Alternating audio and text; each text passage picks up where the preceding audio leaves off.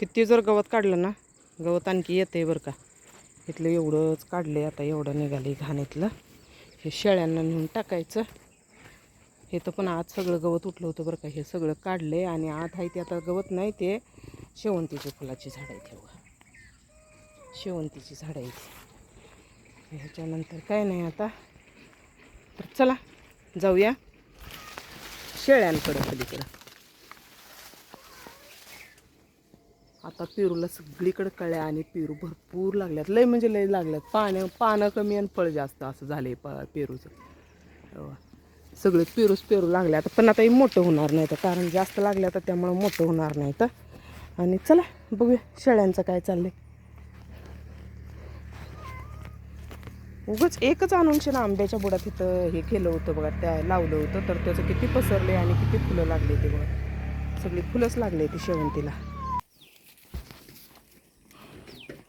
हिला फक्त आता बाहेरची वैरण पाहिजे झाल्या आणि आत एवढी वैरण आहे. ती वैरण तिला खायला नको झाली. हो का, इकडं पसरल्या वैरण तर ती तिला नको झाली आणि बाहेरची खायला पाहिजे झाल्या. सगळ्यांची पोटं भरली ती आणि सगळ्या शेळ्यांची पोटं भरले बरं का. आणि ह्याला बांधायचं आहे आता झाले. ह्यांचं खाऊन, कोंबड्यांचं पण खाऊन झालं. कोंबड्यांना पण आता झाली संध्याकाळ. आज जायचं टाईम झालं आहे त्यांचं.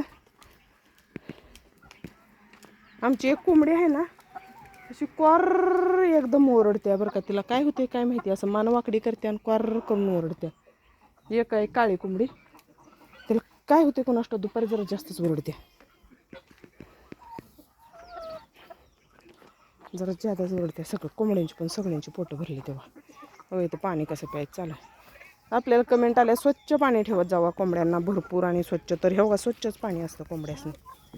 होय, स्वच्छच पाणी असतंय आणि पाणी भरपूर ठेवतोय. दिवसातनं लय वेळा ठेवतोय बरं का पाणी कोंबड्यासनी.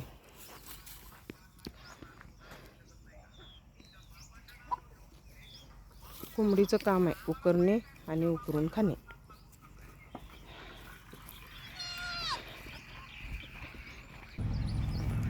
पूर्ण संध्याकाळ झाले बरं का.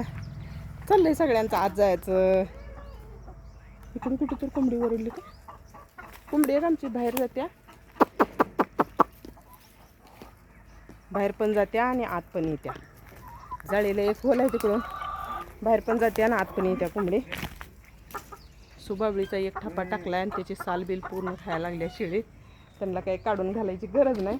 आणि ह्याला बांधून घातले का माहिती आहे का, लय त्या जाळीला घुसंड्या घालते म्हणून ह्याला घातले बांधून. हे बघा एवढा कमरे एवढा उंच आहे बघा. एवढा आहे का, एवढा कमरे इतका उंच आहे, कमरे इतका बघ. छान आहे.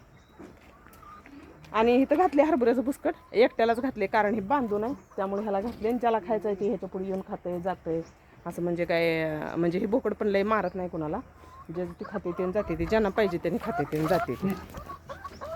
आपल्याला कमेंट आल्या, एक ताईसाहेब आहे ते आपल्या कमेंट केल्यात की तुमचं व्हिडिओ मी कायम बघते शेळ्यांचं आणि शेळ्यांना नावं द्या. तर आमच्या शेळ्यांना नावं आहे ती बरं का. पहिलाच नाव आहे ते. कुणाच्या पण शेळ्या असू द्या, त्या शेळ्यांना नावं असते ती. कारण आपण घरात बसून जर शेळ्यांच्या विषयी कुठल्या शेळीला काय झालंय, एखाद्या वेळी शेळ्या आजारी पडते त्या आणि त्याविषयी बोलायचं असते. आणि मग घरातनं आपला विषय चाललेला असतो, ह्या शेळीला हे झालंय, त्या शेळीला ते झालंय. तर आमच्या शेळ्यांची पण नावं आहे ती सगळ्यांची, असं काही नाही. हे बघा, ही आहे ना, ही बांडी शेळी, नाव काय नाही पण ही बांडी शेळी. ही काळं बोकड, ती बारकी तांबडी पाट, ही मोठी तांबडी शेळी. आणि तुम्हाला दाखवते, ही तांबडी बांडीपाट आणि बांड्या पाटाची 2 बोकडं. आता म्हणजे कसं घरात बसून आपला विषय चाललेला असतो तेव्हा ते बोलत असतं. कोणा पण जनावराला नाव असते बरं का. हे बांड बोकड, काळं बांड बोकड आणि ते पांढरी पाट. सगळ्यांच्या जनावरांना नावं असते ती बघा. नावाशिवाय जनावर ओळखू येत नाही. कारण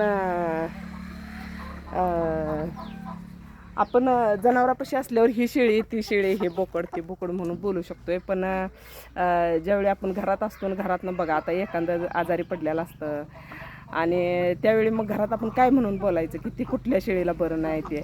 मग त्यावेळी तांबडी शेळी, बांडी शेळी, काळं बांड बोकड, काळं मोठं बोकड, तांबडी बांडी शेळी, तांबडी शेळी आणि पांढरी शिळी तेव्हा ती पांढरी.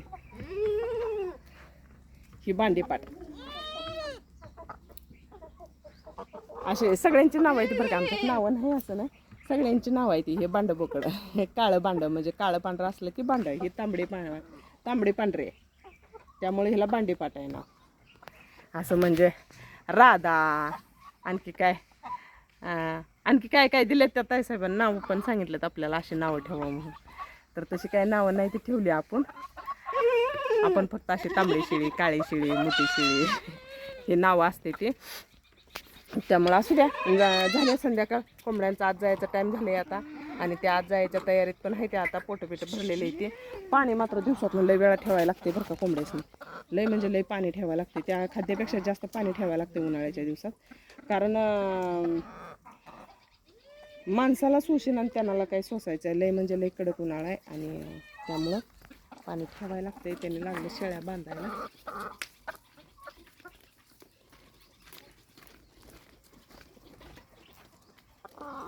एकाला जर धरायला लागलं ना, त्याच्या मागे सगळी पळते ठेवा. म्हणजे धरायचं लय टेन्शन घ्यावं लागत नाही आम्हाला. काळं मात्र दिवसभर इथं असतो, आणि एक कावळा येऊ देत नाही किंवा एक मांजर येऊ देत नाही. पण काळ्याला काय इथं बांधत नव्हतं माहिती आहे का. लय म्हणजे लय धग आहे, ऊन लय आहे, काळ्याला ऊन सोसत नाही. आता बघा संध्याकाळचं 7 वाजत आलंय, तर काळू जीप काढलेला असते. आता जीपात घेतला आहे बघा, जीप काढतंय, धापतंय, धग सोसत नाही म्हणून आम्ही त्याला तिकडं बांधत होतो. पण आता ते मांजरासाठी बांधायला लागलो, तर एक पण मांजर येऊ देत नाही.